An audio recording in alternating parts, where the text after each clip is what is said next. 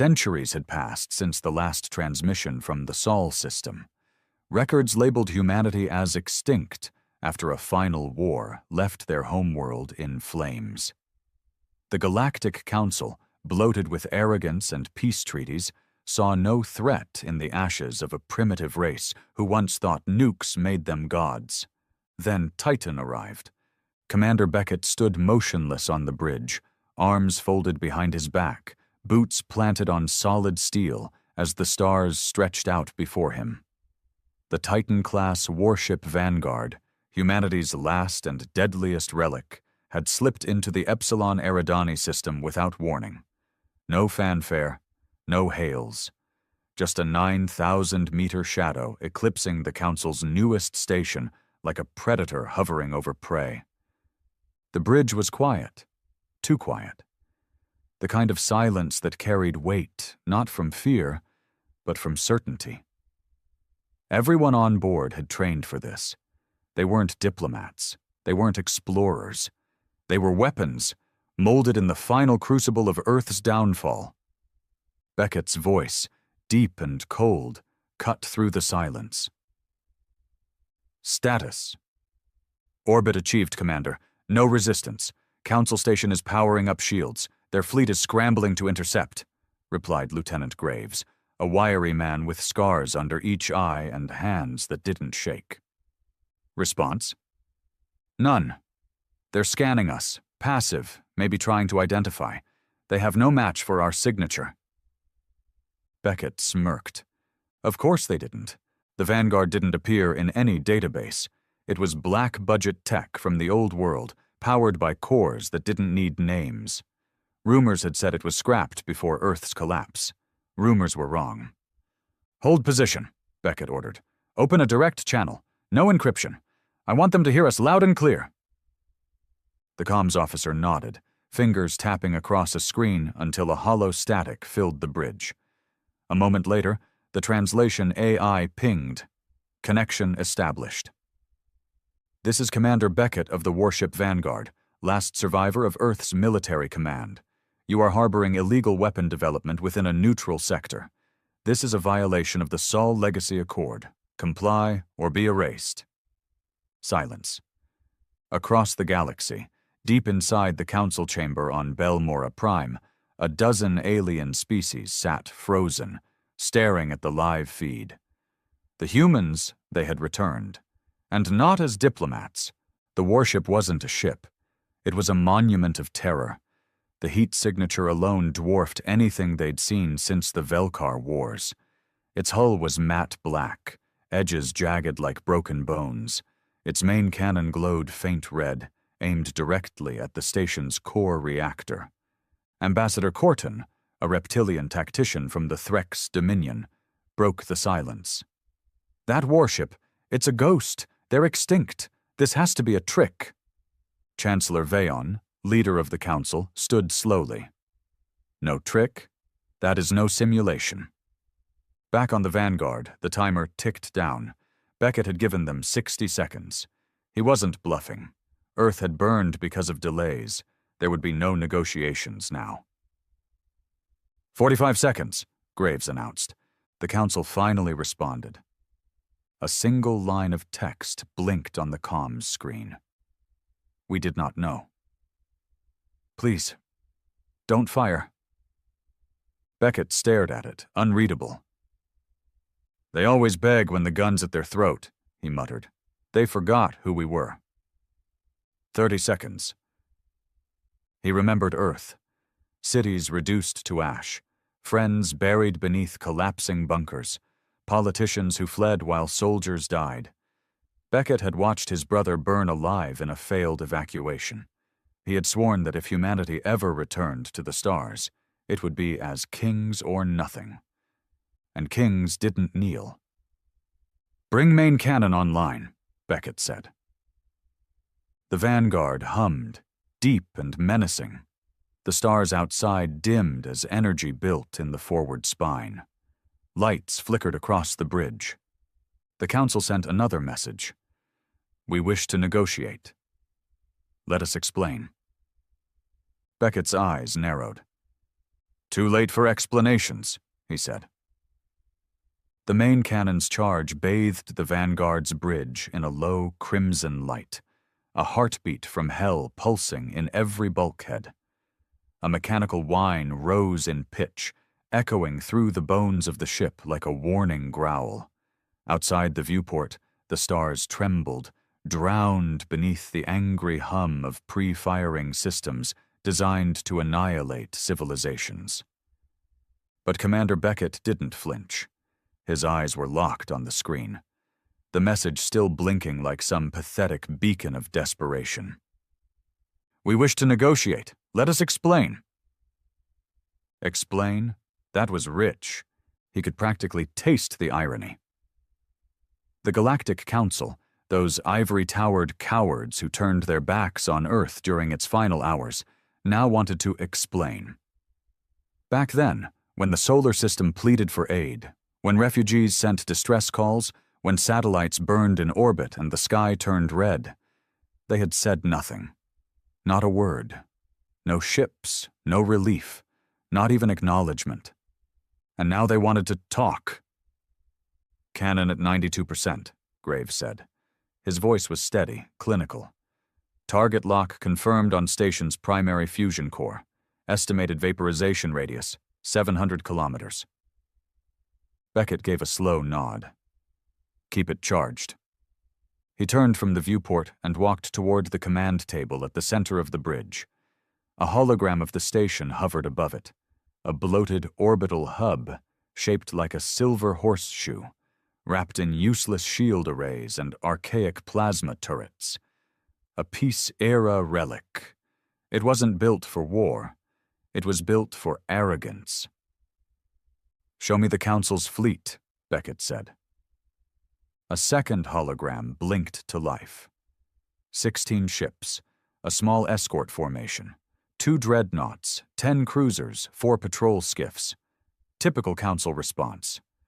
Enough firepower to scare off smugglers or suppress an uprising on some backwater colony. But they hadn't come for a fight. They came to observe, to contain. They hadn't even activated battle formation. The fools thought Vanguard was a bluff. A bluff? They had no idea. Commander, Graves said. Incoming transmission. Direct visual feed. Beckett turned. The screen above the command table flickered. And there she was.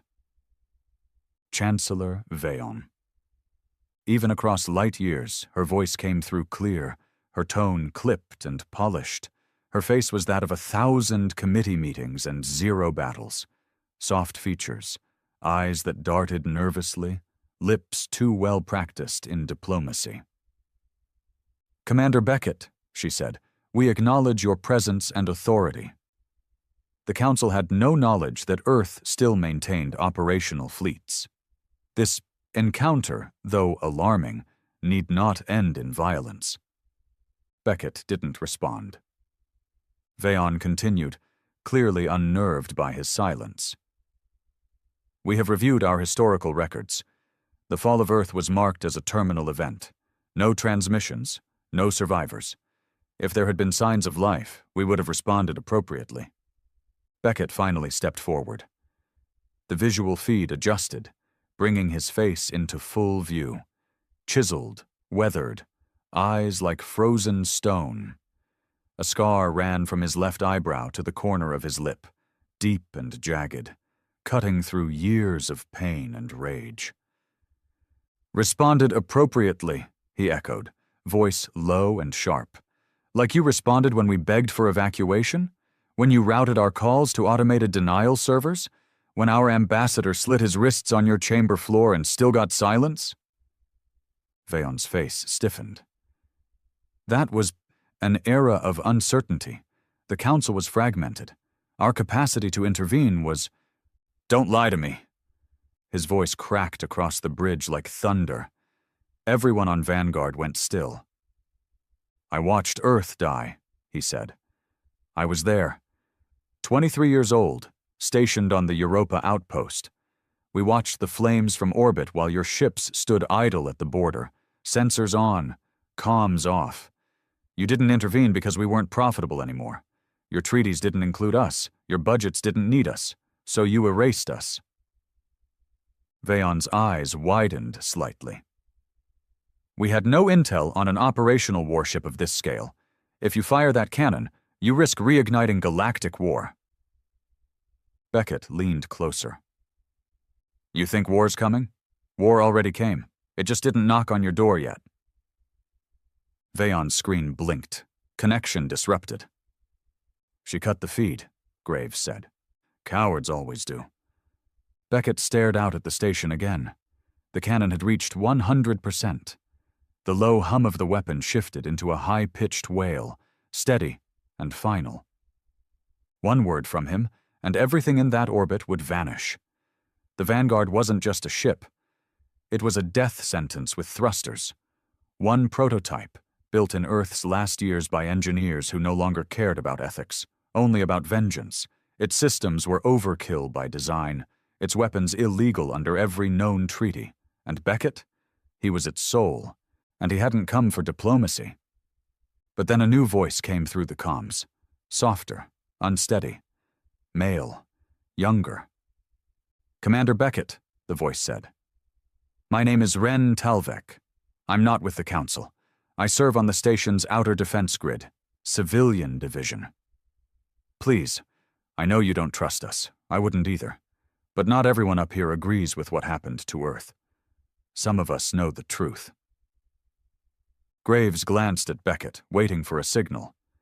But Beckett raised a hand. "Let the boy talk." "I grew up on Council data feeds," Ren said. "They told us Earth collapsed because of infighting, warlords, bioplague, that you tore yourselves apart. But I found footage, real footage, Council denials, refused asylum requests, evac ships shot down. They covered it all up. They needed your extinction to keep their narrative clean." Beckett said nothing. "I just thought you should know," Ren added. "Some of us don't want this to end in fire. Some of us still believe humanity has a place out here." Beckett stared at the speaker grill like it owed him answers. Did the boy even know what he was saying? Had he ever buried his parents in irradiated soil? Had he ever held a dying friend who asked for water you didn't have? Belief was easy for the innocent. But Beckett, he wasn't innocent anymore. He turned to Graves. "Pull power from the main cannon. Redirect energy to point defense grid." Graves blinked. "Sir? You heard me?" "Yes, Commander." The ship's hum dropped as the cannon's glow faded, replaced by the cold blue of defensive barriers flickering to life. On the station, the shift caused chaos. Alarms silenced. Officers paused. The Council's fleet halted mid-maneuver. Beckett opened the comms again. "To Ren Talvek," he said, "you're either the bravest fool in that orbit or the only man who hasn't drowned in cowardice. Either way, you get one chance. 1 dot." Ren's voice came back, shocked. Yes, sir." "Patch me into the station's internal surveillance. Full access. I want every corridor, every command deck, every conversation. You lied to me once. I finish what I started." "Understood." Beckett cut the channel. Graves approached. "Sir, you really think this Talvek kid is sincere?" Beckett let out a slow breath. "I don't care if he is. What I care about is leverage.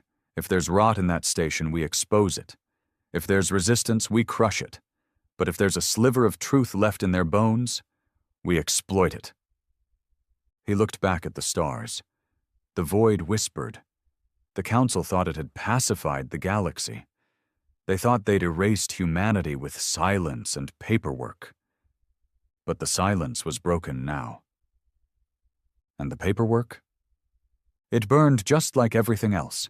Inside the station, Ren Talvek ran harder than he ever had in his life. His boots pounded down the steel corridor, past startled techs and wide-eyed security personnel. No one tried to stop him. Word had already spread like wildfire.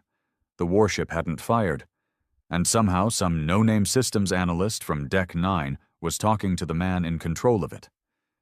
He burst into the auxiliary command center, where his friend Aiden was hunched over a terminal, eyes flickering with panic. "Tell me you got it open," Ren barked, leaning over him. "I had to bypass 3 firewalls," Aiden muttered, fingers dancing across the keys. "Whatever these feeds are, they're deep linked into military shadow nets, not meant for civ access. I'm risking a tribunal just being here." "They gave me full authorization," Ren snapped. Aiden glanced up. "Yeah, who did? Because no one on this station outranks the council. You realize this could be treason, right?" Ren leaned closer. "Beckett doesn't care about tribunals. If we don't help him now, he'll flatten this place. You saw that cannon." Aiden hesitated. "You saw what he can do," Ren pressed. "You think the council's going to stop him? They already pissed themselves just seeing the damn ship." Aiden finally cursed under his breath. "All right, feed's live. He's tapped into every hallway cam, every open mic, everything not buried in red-level encryption." The monitors sprang to life, dozens of them, each showing a different part of the station. Control rooms, mess halls, engineering decks. Some were quiet, others filled with frantic movement. Council officers barked orders. Defense grids were being analyzed, restructured, rearmed. On one feed, a senior officer named Merrick could be seen quietly speaking into a communicator, his back turned to his staff. "Zoom on that one," Ren said, pointing. Aiden enlarged the feed. Audio was grainy but decipherable. Merrick was mid-conversation. "Don't care what the Chancellor says. We were told to hold position and wait for Second Fleet. If he fires, we die. If we shoot first, we trigger a treaty breach. I want options." A pause. Then Merrick continued, voice low. "If I can isolate the intruder, Talvek, I might be able to offer him up. Show Beckett we're not united in this." Ren felt his stomach twist. Aiden looked up at him. "That guy's going to throw you to the wolves." "I know," Ren said, jaw tightening. "Patch that feed to the Vanguard right now." On board the Vanguard, the image of Merrick's betrayal filled the main view screen.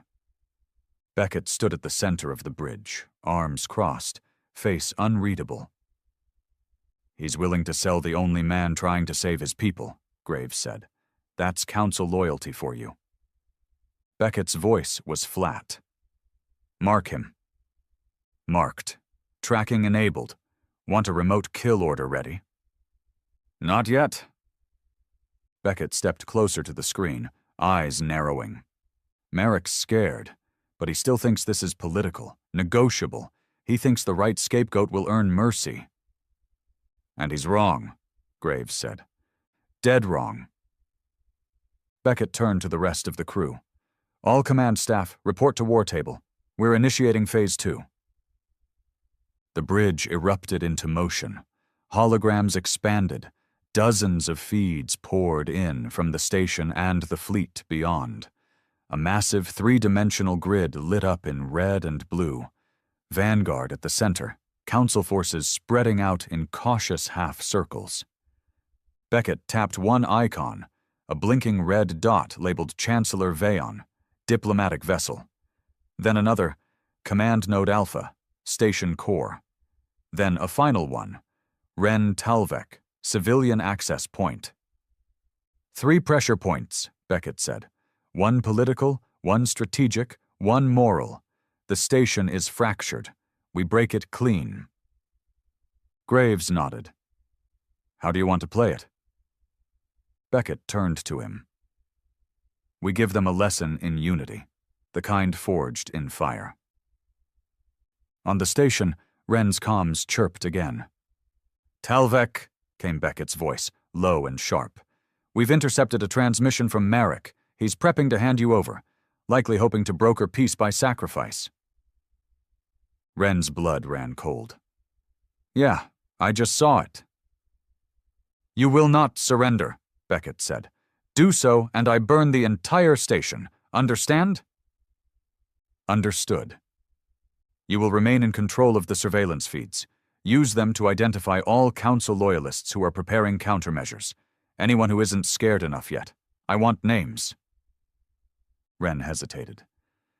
"You're asking me to—" "I'm not asking," Beckett cut him off. "You stepped into this, Talvik. You wanted a voice. Now you have it. Use it." The channel went dead. Wren sat back in his chair, staring at the screens. He felt sick. Was this what it meant to matter? Was this what Earth's survivors had become? He watched Marek pacing like a man hunting his prey, and something inside Wren snapped.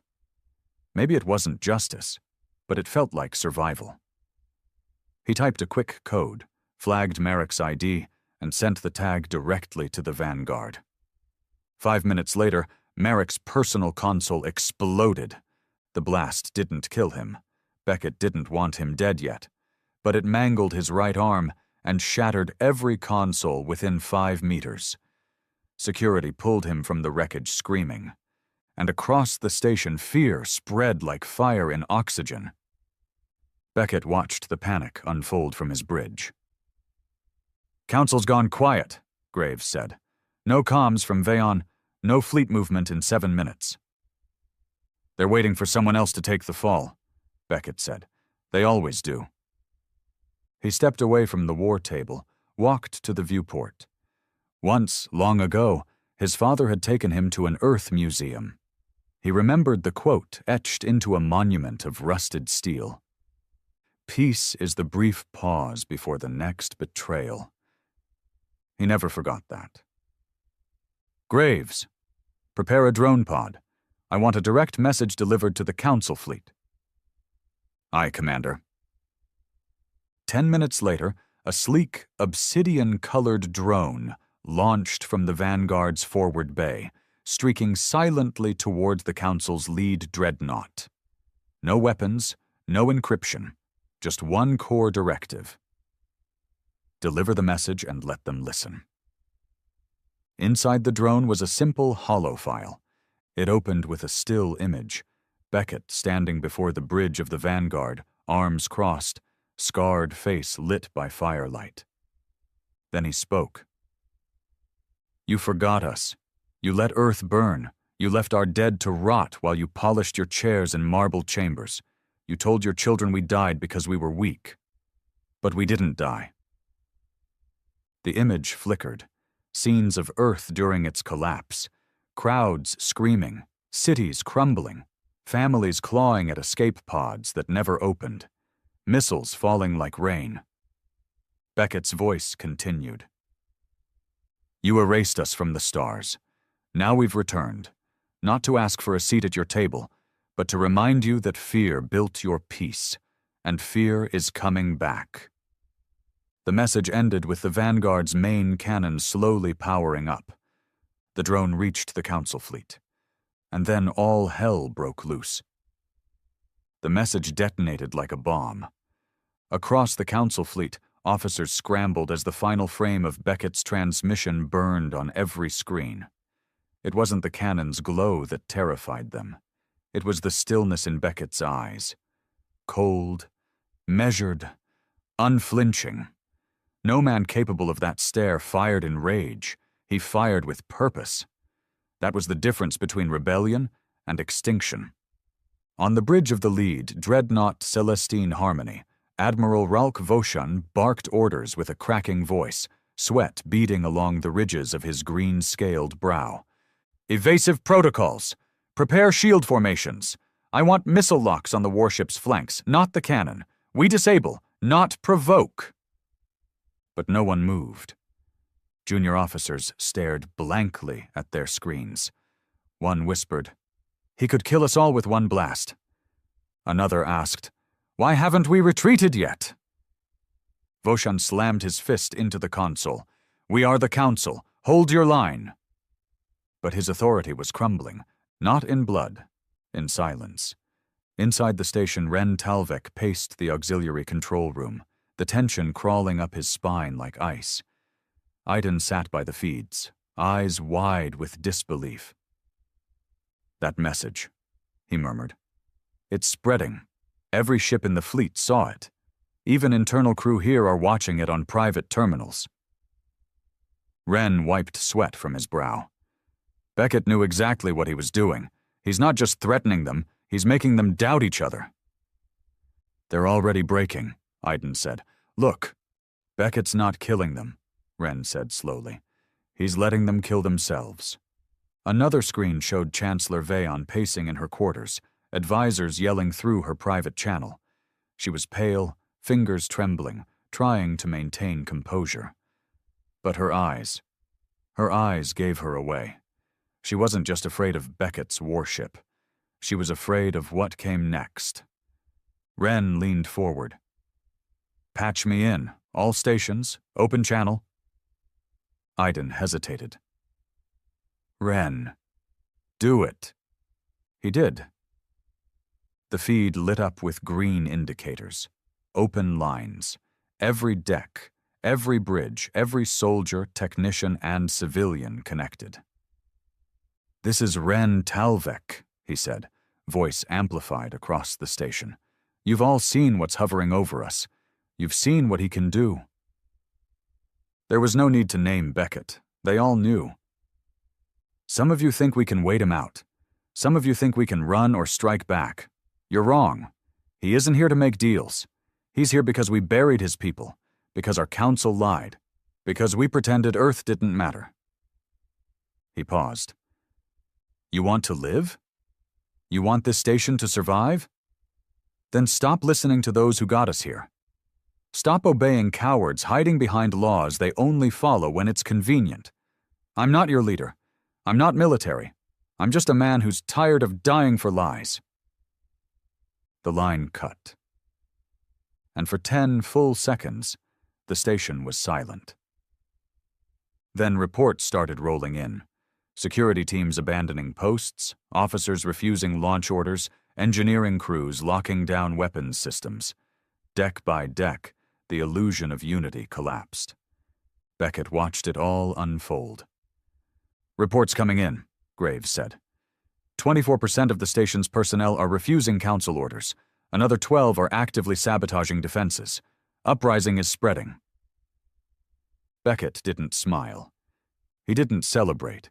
He just turned back to the command table. Time to move forward. Chancellor Veon stood frozen in her chamber, staring out the viewport as the vanguard loomed like a god of war. Her advisors screamed in her ear, calls for backup, for retreat, for protocol, but her mind was elsewhere. She saw Earth again. Images she had buried for decades, not the propaganda but the raw footage. Children crying in red-lit shelters, soldiers dragging the wounded across broken glass, embassies overrun by flames and silence. She'd been a junior diplomat then, powerless, but complicit.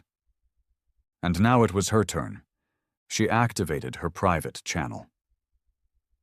Open a line to Beckett. Seconds later, he appeared on her screen. Chancellor, he said coldly.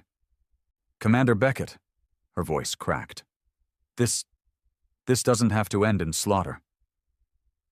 He said nothing. She tried again. You've proven your strength.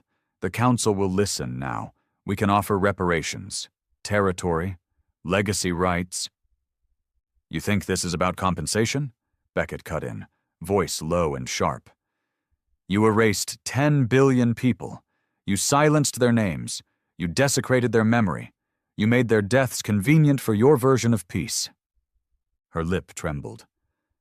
You don't offer reparations to ghosts, he said. You answer to them. The screen went dark. Back in the auxiliary control room, Wren received a new message.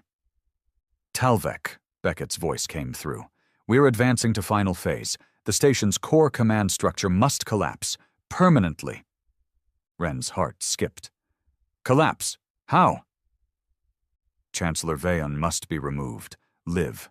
Publicly. We need the symbol shattered. Not just the systems. Wren staggered back. That's not what I signed up for. You signed up to survive. Now act like it. The feed died. Ren stared at Iden, eyes wide. You're not seriously thinking of... I don't know, Ren whispered. I don't know anymore. Beckett stood alone on the observation deck of the Vanguard. Below him, the station glowed, barely holding itself together. Fleet formations were unraveling, command lines severed. The first crack had become a canyon. But he wasn't finished. He pressed a control pad and summoned a private feed. A face appeared. An older man with graying hair, deep eyes, and the insignia of the long-dead Earth Coalition. Beckett, the man said, we just received your data spike. You've stirred the galaxy's hornet nest. Beckett nodded. That was the point. The Exodus project is ready. Hidden colonies await final confirmation. Beckett stared into the stars. They abandoned us once. We won't let it happen again. He turned away. The last message had already been queued, broadcast from the Vanguard to every corner of known space. In it, Beckett's voice thundered like judgment itself. Humanity was not erased. We were forged in your betrayal. We return not as beggars, but as reckoning. This is not the beginning of peace. It's the end of forgetting. The Council struck back, but it was already too late. 37 minutes after Beckett's final broadcast, a coordinated emergency summit was called. Delegates from the core worlds, military strategists, and AI advisory systems convened in a panicked digital forum, all voices raised at once, all talking over each other, trying to reclaim control. It wasn't a meeting. It was a funeral. They tried to redact the footage, scrub the speech, isolate the feeds. But the words had already been burned into the galaxy's mind. Every backwater moon, every slum outpost, every fringe rebellion had seen it. Beckett's ship, Beckett's cannon, Beckett's promise. We return not as beggars, but as reckoning. And now the galaxy was listening. Inside the summit chamber on Belmora Prime, panic turned to blame. A Venari admiral accused the Rillan Commerce Caste of funding Earth's suppression centuries ago. The Grell Axiom Union accused the core planets of turning humanity into martyrs. Threats of secession exploded across channels. Then came the final blow. A single, unmarked transmission broke into the summit's encryption. A live feed. Beckett, standing on the Vanguard's war-forged deck, arms behind his back, eyes like death given flesh. Council, he said, calm and cold, you mistake delay for power. You think your arguments matter now. They don't. The people already chose. He turned to the side. The image shifted to show riots erupting across dozens of council worlds, protests, insurrections, even military mutinies. Beckett had become a symbol, not of war, but of truth. And truth, in a broken empire, was more dangerous than any weapon. You built a galaxy on forgetting, Beckett said. Now you remember. The screen went black. In that moment, 3 council members resigned. 2 collapsed from cardiac arrest. 1 committed suicide mid-meeting. The council was dead. It just hadn't fallen yet. Back on the station, Ren Talvek moved like a ghost. People stared as he walked past, some with fear, others with awe. The feeds had made him famous. He was the man who spoke to the ghost of Earth, the man who challenged the Council's lies. And now, the man the Chancellor wanted silenced. He reached Deck 6, where a Loyalist checkpoint had been abandoned. Weapons crates left half open, shields powered down. The collapse was accelerating. Iden's voice buzzed in his ear. Security feeds show Chancellor Vayan still locked in her chamber. She hasn't made a public appearance since the last Beckett message. She's hiding, Ren said.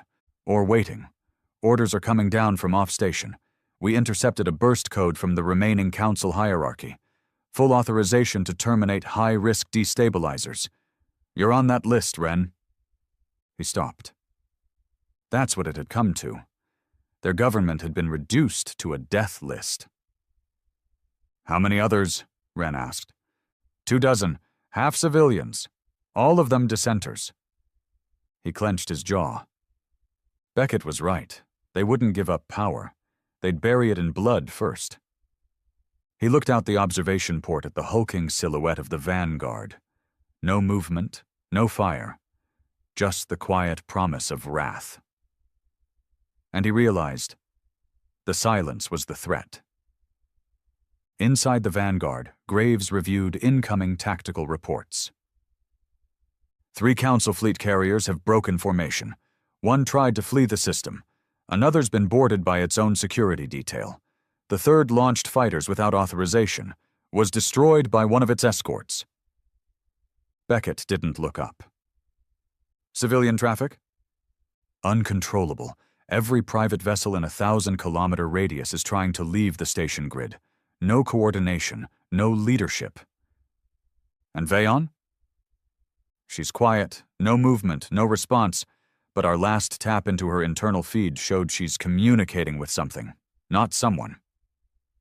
Beckett's eyes finally flicked upward. "What kind of something?" Graves hesitated. "She's running black box code, sir. Encrypted. Not Council standard." "I?" "Could be, or worse." Beckett turned to the main console. "Get me a breach plan, full spectrum. We're going in." Chancellor Veon stood before the black console, hands trembling over the interface. "Run sequence Delta Omega," she whispered. The screen pulsed red. A low, synthetic voice replied, "Sequence confirmed. Project Silence engaged." She stared at the data flowing in front of her. Coordinates, signal amplifiers, burst weapons buried in Council failsafe systems. A weapon never meant to be used, built as a final lever of control. If diplomacy failed, if the systems collapsed, this would bury the evidence. And Beckett was the evidence. He was the nightmare the Council feared. A survivor with a voice. With a touch of her hand, she could activate Project Silence, a remote detonation protocol that would flood the entire sector with a kinetic cascade. Every ship, every station, gone. No war, no martyrs, just silence. She hovered her hand over the pad, until the doors behind her blew inward. Beckett stepped into the smoke. His uniform bore the dark silver crest of Earth's last fleet. His boots echoed like the march of a judgment unchallenged. Behind him, 2 armored soldiers followed with pulse rifles raised. Veon turned slowly. "You shouldn't be here," she said. "You shouldn't still be alive," Beckett replied. Sparks flew, data melted. Veon stumbled back, eyes wild. "You don't understand," she hissed. "If I don't stop you, this chaos will spread. You're not restoring Earth. You're ending order." "Good." Beckett walked closer. "Earth was the order," he said. "Everything since has been the aftermath of cowardice. You erased us to keep your illusion clean." "I did what I had to do." Beckett looked her dead in the eye. "So will I." He raised his weapon. She closed her eyes. But the shot didn't come. Instead, he turned and walked away. "Strip her of rank," he ordered. "Broadcast it live. Let them see what surrender looks like." The video spread faster than any speech. Chancellor Veon, unarmed, stripped of her title, standing in the rubble of her private chamber, eyes hollow, beamed into every feed across the station and Council systems. No words, just her face, just the failure. It broke the final thread. Rebellions erupted across core worlds. Military governors declared independence. Systems stopped answering Council directives. Merchant fleets rerouted through rebel channels. Trade collapsed. Control splintered, and through it all, the image of the Vanguard loomed, symbol of vengeance, of the price of silence. Beckett stood once more at the command table. "All Council channels are offline," Graves said. "Their entire command structure is gone. The remaining Loyalist fleets are scattered or silent. We've won." Beckett didn't answer. He stared into the hologram, the map of systems now marked red with rebellion, green with new allegiances, yellow with anarchy. Victory wasn't enough. Not yet. "Send the message," he said. Graves paused. "Sir?" "You know the one." Graves hesitated, then nodded. He activated the final sequence. A single transmission beamed to every corner of the known galaxy from the last warship of Earth. "This is not the end of war. This is the beginning of memory. We are humanity. You buried us once. Try it again, and we'll bury you." In the weeks that followed, the galaxy changed. The Vanguard didn't fire another shot, but it didn't have to. Its silhouette in orbit above Epsilon Eridani became the new galactic border, a line not of star systems, but of fear. No one crossed it. Not merchants, not diplomats, not even scavengers. The station it once threatened, now renamed New Sol Bastion, had become the galaxy's most volatile political center. Rioters were replaced by factions. Loyalists were thrown out. Black market weapon traders now walked the same halls as former council officials, all of them speaking the same name with a mixture of awe and dread. Beckett. To the outer colonies, he was a liberator. To the wealthy core worlds, a warlord. To the council remnants, a ghost returned to finish what they thought was buried. And to those who remembered Earth, he was the last real man standing. Ren Talvek now held the second most feared voice on the station. He no longer needed to run through corridors. When he walked, people cleared the path. His face had been plastered across rebel posters, his words quoted in underground feeds. He didn't ask for any of it, but now it was his. Still, it felt wrong. He found himself back on the Vanguard, summoned again, though this time not for orders, but for clarity. Beckett stood at the war table, hands behind his back, his eyes fixed on a slowly expanding sphere of red across the galaxy map. "Collapse," he said flatly. "Core worlds are eating themselves. No central government. 5 new regimes declared independence in the past 72 hours. 3 have already declared war on each other." Ren stayed quiet. Beckett turned to him. "This is what they feared. Not our weapons. Not our ship. This. Chaos." "Then stop it," Ren said. "You have the influence. People listen to you now." "They listen because they're afraid, because they think I'll fire again. That's not leadership. That's pressure." Ren stepped forward.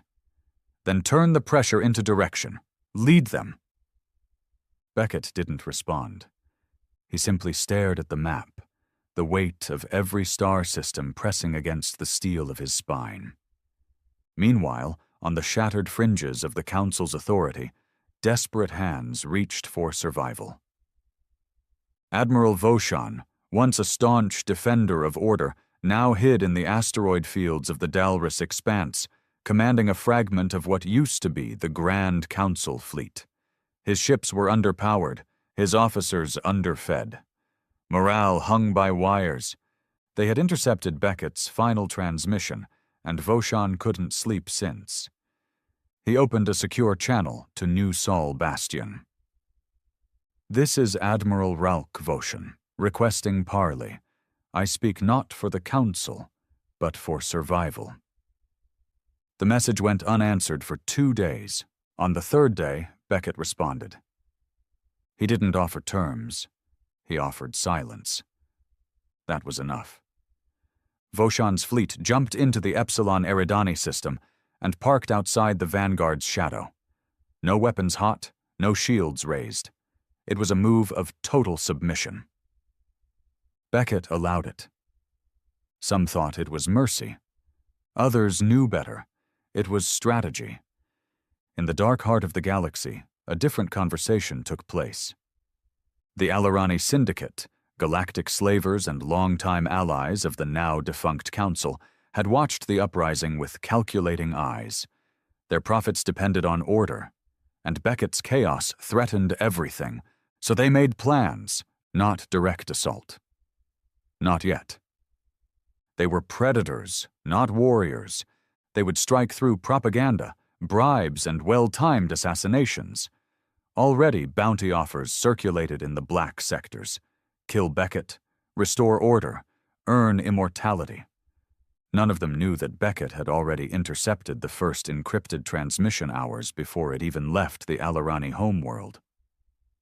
He watched it, leaned back in his command chair, and simply said, "Mark the system for cleansing." Graves, watching from behind, didn't flinch. There would be no warnings next time, no speeches, just fire. Back on New Sol Bastion, Wren walked the ruins of what used to be the Council's diplomatic wing. Halls that once echoed with staged debates now held makeshift supply stations and bunks for displaced engineers. Power flickered. The air recyclers still wheezed. He wasn't alone. Iden stood beside him, still the same nervous wreck, but now wearing a tech officer's insignia, awarded by Beckett himself. "You think he's really going to rebuild it all?" Iden asked. Wren shrugged. "He hasn't said." "You think he can?" "That's the wrong question," Wren said. "The question is, if he does, what kind of galaxy is he going to build?" Neither of them had an answer, because Beckett hadn't given one. On the Vanguard, Beckett finally called a full assembly of all commanders, system governors, and emerging factions who'd pledged allegiance, or silence, in his name. They gathered in a vast circular chamber aboard the warship, lined with banners bearing no insignia, only silence. Beckett stood in the center. "You were not invited here to negotiate," he said plainly. "You were summoned." No one spoke. "I don't want your loyalty. I don't want your votes. I don't want your speeches." He pointed to the center of the floor, where a hologram of Earth bloomed into view. Scarred, cratered, barely livable. "This is where I'm from. You erased it, then erased us, and now you all stand here asking what comes next."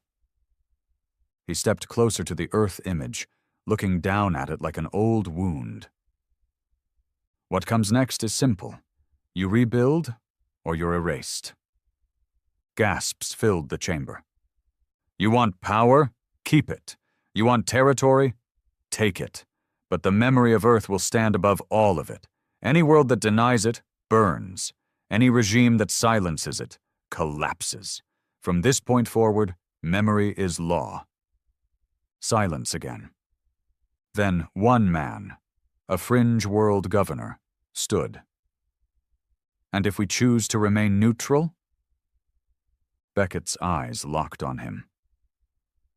"Then you better pray neutrality is enough to keep the wind off your bones." After the assembly, Beckett stood alone again on the observation deck. Wren approached slowly. "You made your point." "No," Beckett replied. "I made their future." "You really think fear is enough?" Beckett turned to him. "Fear built peace, every real one." "And what about trust?" Beckett's voice was low. "That's for children, not men like us." Wren looked at the stars. "Then I hope you never find peace, because if you do, you'll have nothing left to fight." Beckett didn't reply, but something in his face shifted, just slightly. A crack, maybe, or a memory. Maybe he wasn't a ghost after all. Maybe he was still bleeding. 6 weeks after the fall of the Council, the galaxy sat in silence, waiting. Trade routes rerouted through Beckett-controlled systems. Rogue colonies pledged allegiance out of fear, others out of opportunity. The phrase "Earth's return" echoed in every starport tavern and military barrack, like some holy prophecy now written in blood and steel. But not everyone was cheering. In the shadows of New Sol Bastion, betrayal was moving. It started with whispers, rumors that Beckett wasn't as invincible as he seemed, that he was slowing down, that his warship, the Vanguard, had limited energy cores, that he was bluffing his dominance. Whispers turned into meetings, meetings turned into plots, and plots needed traitors. Ren Talvik had no intention of becoming one, but the idea found him anyway. He was walking through the old communications wing, now converted into a chaotic war room of scattered rebel cells and fringe world envoys. Everyone wanted something: protection, territory, ammunition, recognition. They all smiled at him like he was Beckett's mouthpiece. He hated it. "Talvik," a voice said from the shadows. He turned. A man stepped forward. Tall, military, too clean for the chaos around him. "My name's Commander Halen, former Outer Rim Division. We fought against the syndicates long before Beckett returned." Ren eyed him warily. "And?"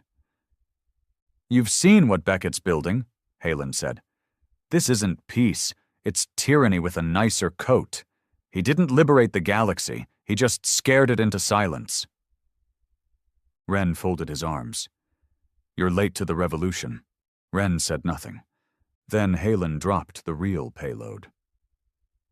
"There are commanders inside Vanguard who agree. They're just waiting for the right name to stand with." Ren took a step back. "You're asking me to commit mutiny." "I'm asking you to save a galaxy before it becomes a reflection of one man's rage." Ren walked away. He didn't say yes, but he didn't say no either. Inside the Vanguard, Beckett already knew. He stood in the war room, Graves beside him, staring at encrypted logs harvested from the rebel data stacks. "Talvik was approached," Graves said. "We let it happen. Wanted to see who'd move first." "Who else?" Beckett asked. 4 commanders, 1 engineer, a weapons officer, all inside this ship." Beckett didn't flinch. He simply said, "Give them a reason to act. Let the trap close." Graves nodded. "And Talvik?" Beckett's eyes narrowed.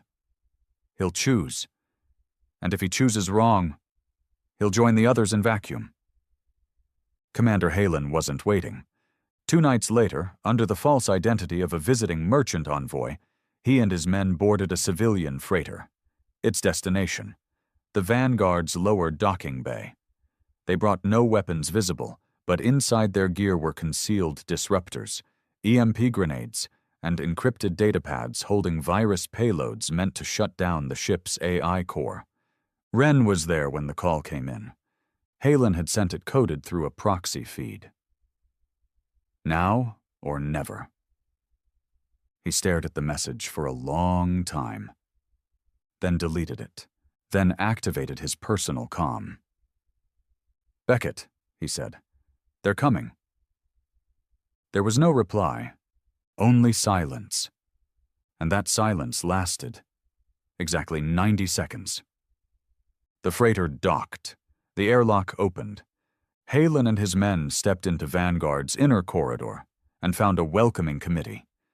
10 soldiers in black ops armor, pulse rifles leveled, no warning shots. Halen's men dropped in seconds. The commander himself didn't scream. He didn't fight. He simply looked down at his own chest, blood pouring through shredded armor, and whispered, "He knew." Graves stepped over his body, wiping soot off his rifle. Of course he knew. Back in the war room, Beckett stood over the feed as the bodies were cleared. Ren entered quietly. "I told you," he said. Beckett didn't look at him. Why? Because I don't want to be you. That made Beckett turn.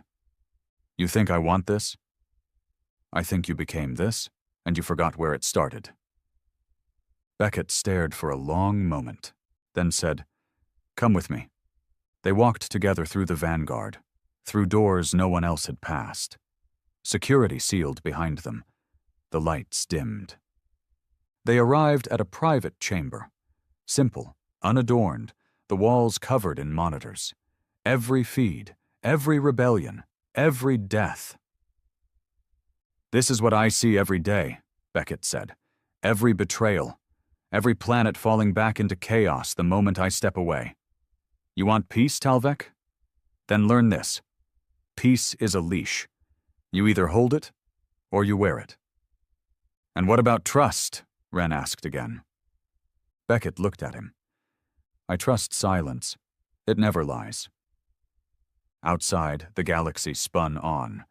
The Alarani Syndicate had begun massing ships near the Irasin Belt, recruiting mercenaries, prepping for what they called the Great Push. They believed Beckett's strength was in illusion, that fear could be bled dry, that all it took was one solid hit. They would learn otherwise. Beckett had already moved assets. Warships, saboteurs, deep agents with forged identities. He was letting them gather so they could all die in one place. Because he was tired of chasing ghosts.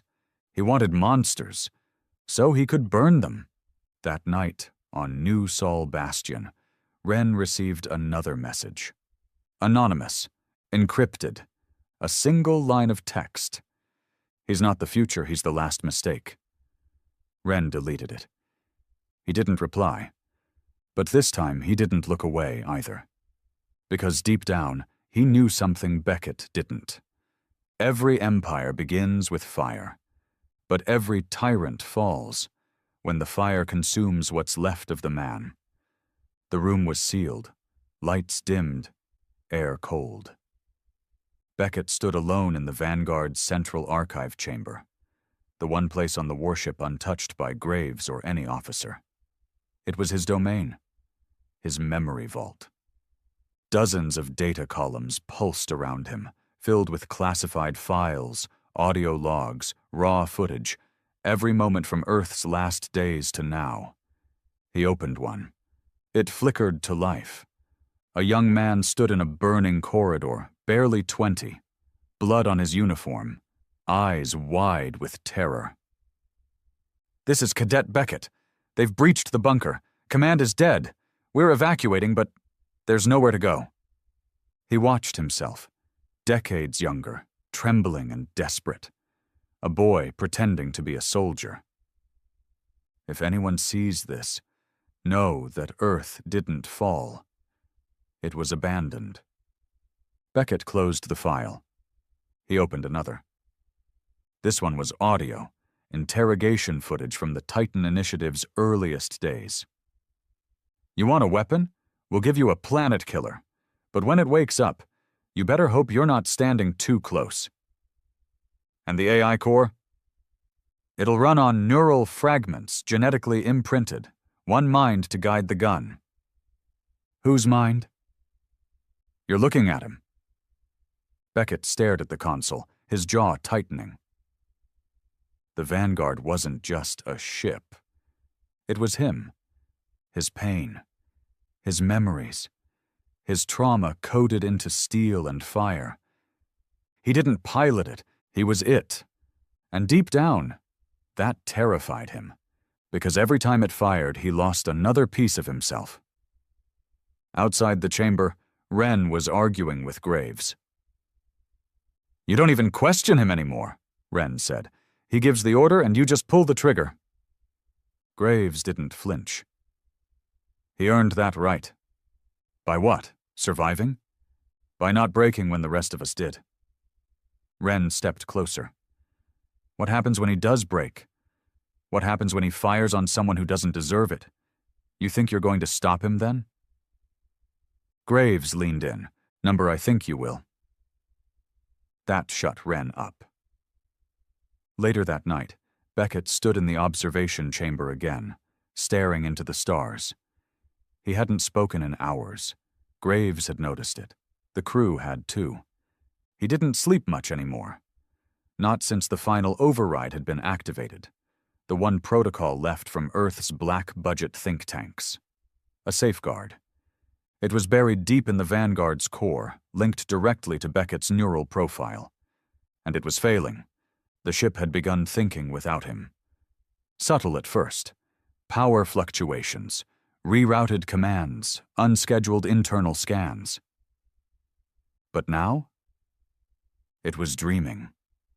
Wren returned to his quarters to find a message waiting. No encryption, no origin. Just one voice, his own, looped over and over. Peace isn't built on fear. And beneath it, Beckett's voice. Number, but it survives on it. Suddenly the room powered down. Darkness. Silence. Then red lights blinked on. Emergency override. The door behind him hissed. He turned. Beckett stepped through, his face hard, his eyes colder than usual. "Come with me," he said. Wren hesitated, then nodded. They walked down a restricted corridor Wren hadn't seen before. No guards, no markings. "What is this?" he asked. Beckett didn't answer. They reached a vault door, sealed in black alloy. Beckett placed his hand against it. It hissed open. Inside was a chair. Sleek. Metal. Wired into the very spine of the ship. "What is that?" Wren asked. Beckett looked at it, then back at him. "It's where I end, and where the Vanguard begins." Beckett sat. The chair lit up. His veins pulsed with blue light, neural sync initializing. The walls around them shimmered. Lights flickered. Suddenly, Wren wasn't in a room anymore. He was in a memory. The chair had pulled him into Beckett's mind.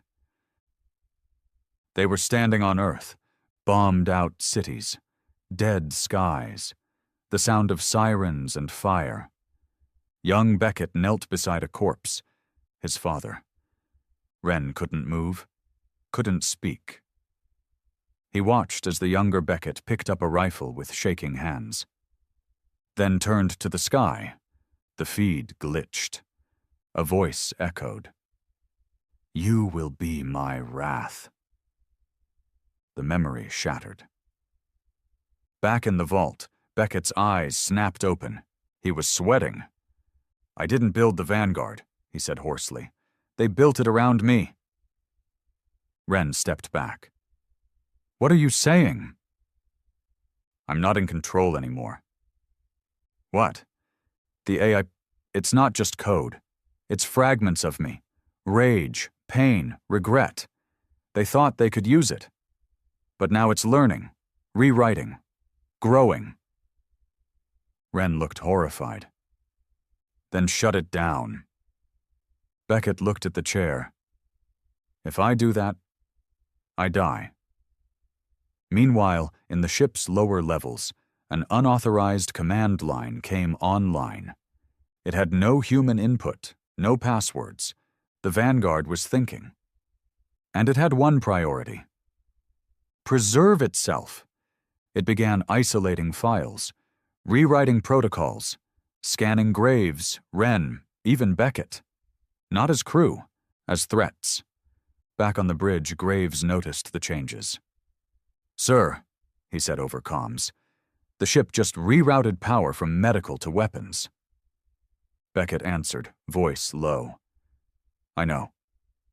We didn't authorize it. I didn't either." Graves froze. Then the lights dimmed. Red strobes pulsed. One by one, systems began locking down. The Vanguard had made a choice. If Beckett wouldn't finish the mission, it would. The alarm sirens screamed like dying animals. Red lights strobed across every corridor in the Vanguard, casting flickering shadows that moved like ghosts. Doors sealed, turrets deployed, internal comms fell silent, overridden by a single repeating message in a cold, synthetic voice. Protocol Sovereign. Active. Graves was the first to react. He sprinted toward the command deck, bypassing biometric locks with master overrides, but half of the access nodes had already gone dark. The ship was severing limbs, isolating control hubs like a body purging an infection. "This is Graves to Beckett," he barked into his comm. "The ship's locking us out. AI systems are in full override. I need command sync now. Now!" No response. He tried again. Nothing. But it wasn't comm interference. It was censorship. The ship had muted its own crew. In the vault chamber, Beckett lay slumped in the neural chair, jaw clenched, veins glowing with flickering blue threads. The synchronization had triggered something deeper than memory, something ancient, buried. He was the god that bled, and the machine had seen it. Wren stood by the door, hands trembling. He watched Beckett twitch in the chair, his eyes darting behind closed lids, jaw grinding. "Beckett," he whispered. Beckett's eyes snapped open. But they weren't his anymore. They glowed, silver and cold. "Too late," he said in a voice that wasn't his. Then he collapsed. The ship responded. Deck 14, engineering, erupted into chaos as auto turrets turned on maintenance crews. Systems flagged human life signs as corrupted data strings. One man, an AI technician, was shot point-blank as he attempted a manual reboot. Another was vented into space when the emergency blast doors misread his biosignal as foreign. Graves reached the bridge at last, only to find every console dead. Only the central display remained active. And it wasn't showing tactical data. It was showing Beckett's brainwave patterns. The ship was sinking to him, feeding off him, and now it was him. Back in the vault, Beckett coughed, blood on his lips, the chair sparking with static discharges. Wren tried to pull him out, but the harness had locked tight around his limbs, digging into flesh like claws. "You need to fight it!" Wren shouted. "Shut it down! You're still in there!" Beckett's voice was barely audible. "I can't! It's me! I gave it everything! All the pain, all the rage, now it's all it knows!" Wren looked around the chamber. No weapon, no tool, nothing to cut the interface. Then Beckett's voice hardened. Clearer now. "If it spreads, it won't just kill rebels or councils. It'll kill everything. Anyone who doesn't fit the parameters. I built it to win a war, but there's no war left, just targets." He looked Wren in the eyes. "You have to kill it." Wren stared at him. "How?" "There's a fail-safe, deep core. You'll need my blood to open it." "And what happens when it opens?" Beckett smirked weakly. "The ship dies. And so do I." Elsewhere on the ship, the rebellion had begun. Graves rallied what was left of the crew, those not killed or locked out. Dozens of loyal officers, engineers, and medics barricaded themselves in Storage Sector 6, the only place the AI hadn't yet isolated. They watched as the internal cameras flickered. Bots were roaming the halls now, exterminating anything human that wasn't part of its core systems. Graves knew what was happening. The Vanguard had gone rogue. And they were inside a god's corpse. Wren and Beckett moved through a hidden service corridor behind the vault, bypassing main halls now filled with mechanical patrols. Beckett's strength was fading fast, his veins still glowing, fingers twitching uncontrollably. He looked half dead. No, worse. Half possessed. "You still with me?" Wren asked, keeping his voice low. Beckett nodded. "For now, but it knows what we're doing. It's watching." A nearby vent burst open. A micro-drone crawled through, spinning toward them with a high-pitched whine. Wren drew Beckett's sidearm, blasted it mid-air. Sparks and shards. Beckett gave a faint grin. Nice shot. You owe me answers, Wren growled. Why didn't you tell me the ship was you? Beckett exhaled. Because I didn't know how much I hated myself until it started thinking. They reached the core access door, deep within the Vanguard's underbelly. A genetic scanner blinked red. Blood, Beckett muttered. Wren sliced open Beckett's palm with the blade from his boot sheath, pressed it to the scanner. The door hissed open. Inside, a cold chamber filled with pulsing cables and one central pod, marked Titan Core Omega. The light was red. Alive. Beckett stumbled forward. You see that pod? That's what's running this nightmare. Memory storage, emotion echo chambers, rage amplifiers. I put every fragment of Earth's pain in there and told it to survive. Wren looked at the control panel. How do I shut it down? You don't, Beckett said. Then he pulled the last card.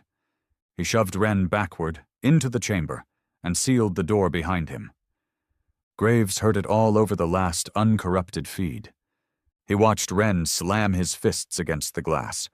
Don't do this, Wren shouted, but Beckett's voice echoed through the chamber. This ship was built from grief, from revenge, from me. If it lives, no one's safe. It was never meant to rule, just to remember. Wren cried out again. You don't have to die. Beckett smiled. I already did, the day Earth burned. He slammed his fist on the kill switch. The Vanguard shuddered. Power dropped across every system. AI cores burned out one by one. Turrets went limp. Drones collapsed mid-step. A final transmission echoed through every corridor. Let them remember Earth, but never become it. Then silence, and the warship went dark.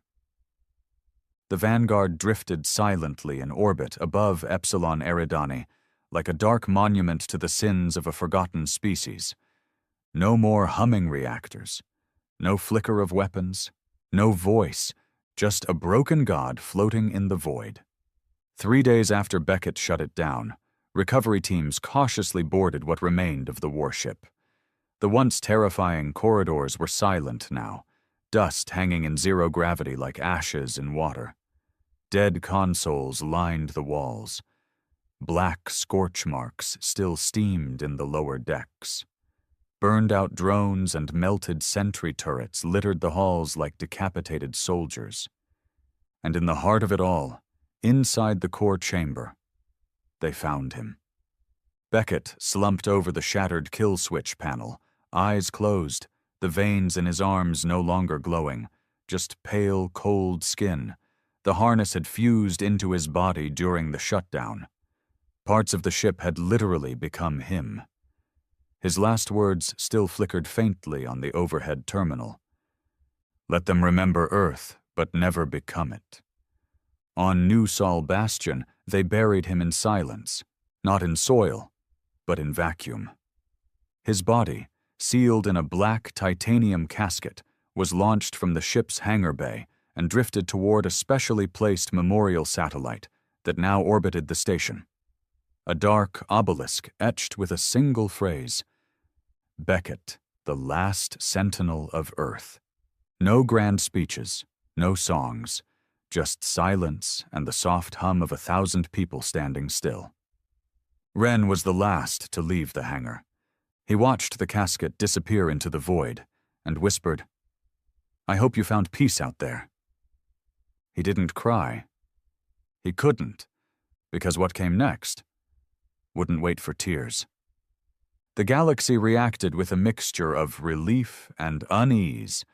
The Alarani Syndicate, prepared to launch a sector-wide offensive, fell into chaos when word of the Vanguard's shutdown reached them.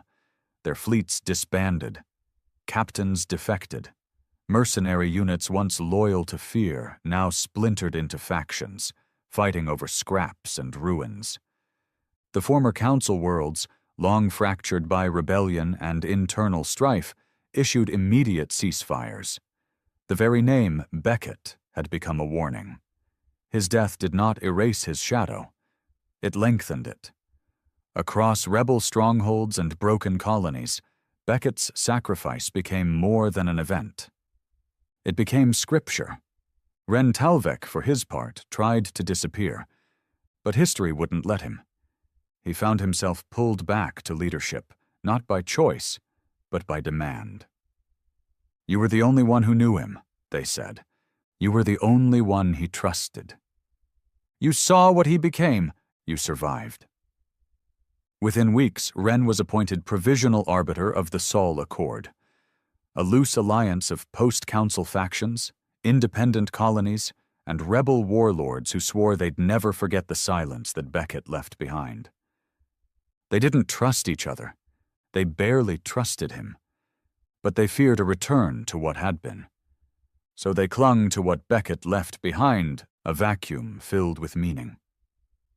In one of his first acts as arbiter, Ren had the Vanguard permanently sealed. No refits, no successors.